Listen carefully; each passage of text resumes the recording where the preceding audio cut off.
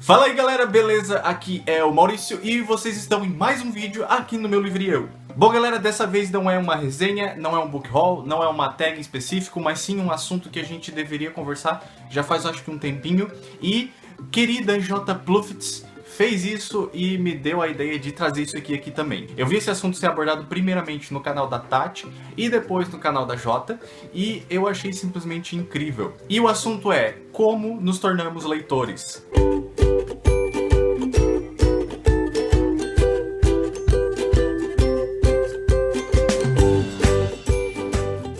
Galera, não sei se o som vai ficar meio estranho, eu vou tentar diminuir o ruído dele, mas tá chovendo muito aqui, começou a cair o mundo.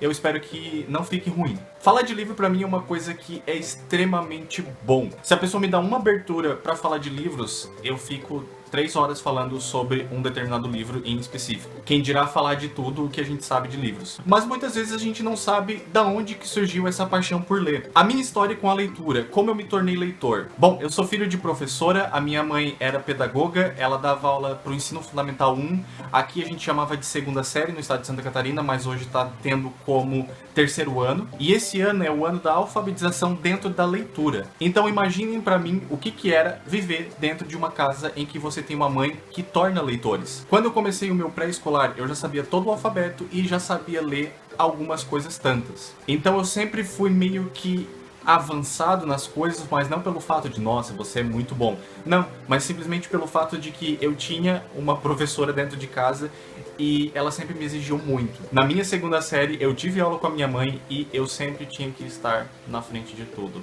Sempre. Porque eu era obrigado. A pressão era muito grande.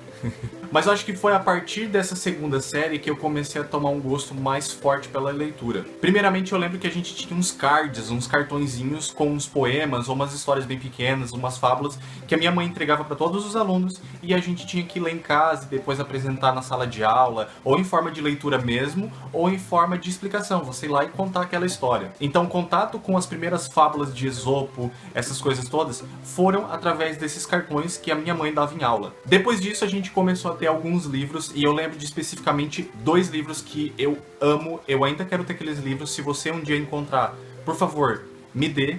Por favor, me dá de presente. Que é A Casa Sonolenta e A Bruxa Salomé. São 2 livros extremamente bonitos. Eles são muito lindinhos. E eu me lembro que eu me divertia muito com A Casa Sonolenta. Eu acho que é por isso que hoje eu durmo tanto. Porque o meu livro favorito quando criança era A Casa Sonolenta. E A Bruxa Salomé era uma história que eu devorei.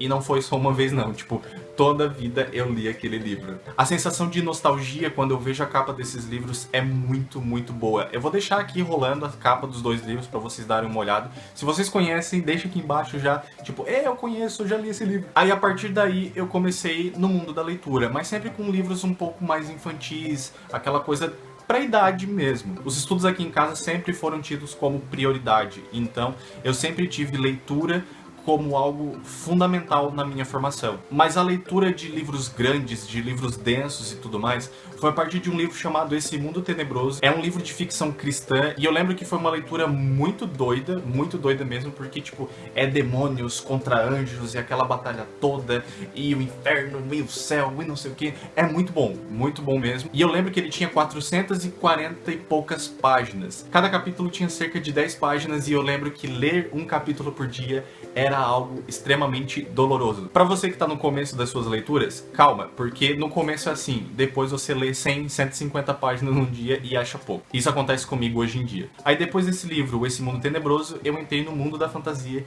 que eu conheci as Crônicas de Nárnia e virou o meu xodozinho por muito tempo. Eu lembro que eu não fazia aula de educação física, eu ficava num canto lendo esse livro. No recreio eu ficava lendo.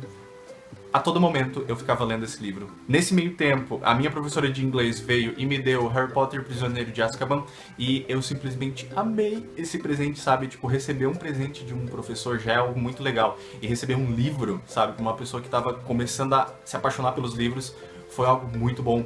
E eu lembro que essa foi meio que a porta para eu começar a devorar todos os livros de Harry Potter. Eu saí pedindo emprestado porque eu não tinha dinheiro para comprar, eu não ganhava mesada. Então eu tinha que sair pedindo para todo mundo, eu tive que fazer amizades para pedir esses livros. Sim, eu fiz isso.